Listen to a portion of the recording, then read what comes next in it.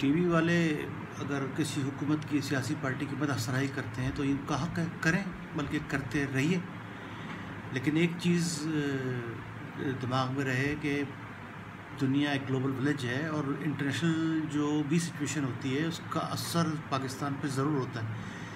और जब बड़े बड़े इवेंट्स हो रहे हैं चारों तरफ पाकिस्तान के, जिनसे पाकिस्तान का इनडायरेक्ट ताल्लुक़ है, जैसे कि एजाज़ हैदर साहब ने फरमाया जमाल खशोगी वाला मामला, और पुतिन का जो दौरा हुआ है भारत का, उस मामले पे पाकिस्तानी मीडिया में किसी ने कोई रिपोर्ट नहीं किया है। मतलब आप 24 घंटे या कसीदा ख़्वानी फरमाएंगे, मदासराई फरमाएंगे और हिज़्ब इख्तिलाफ़ की तनक़ीद फरमाएंगे, वो करिए, ज़रूर करिए, लेकिन आवाम को ये जानने का हक़ है कि चारों तरफ क्या हो रहा है, जिससे वो उन पे असर पड़ सकता है और पाकिस्तान पे और असर पड़ सकता है।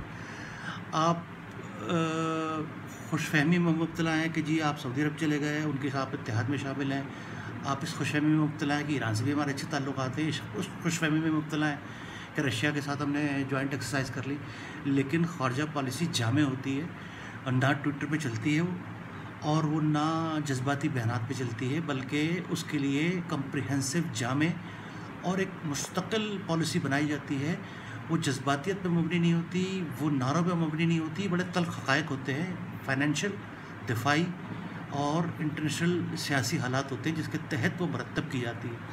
ये डे टू डे बेसिस पे, एड हॉक बेसिस पे फ़ॉरेन पॉलिसीज़ नहीं बनती हैं कि जी आज ये अच्छा लगा वो कर लिया, कल वो अच्छा लगा वो कर लिया, परसों वो अच्छा लगा वो कर लिया। तो उससे फिर क्या होगा इन द लॉन्ग रन? मतलब आप किसी चीज़ पे कोई आपके साथ खड़ा होने को तैयार नहीं है। मतलब आप भारत को देखें कि वो सऊदी अरब जाता है, हाईएस्ट सिविलियन अवार्ड लेता है, ईरान से उसके ताल्लुकात अच्छे हैं, यूएई के साथ ताल्लुकात उसके अच्छे हैं, रशिया के साथ ताल्लुकात उसके अच्छे हैं, चाइना के साथ ताल्लुकात उसके अच्छे हैं।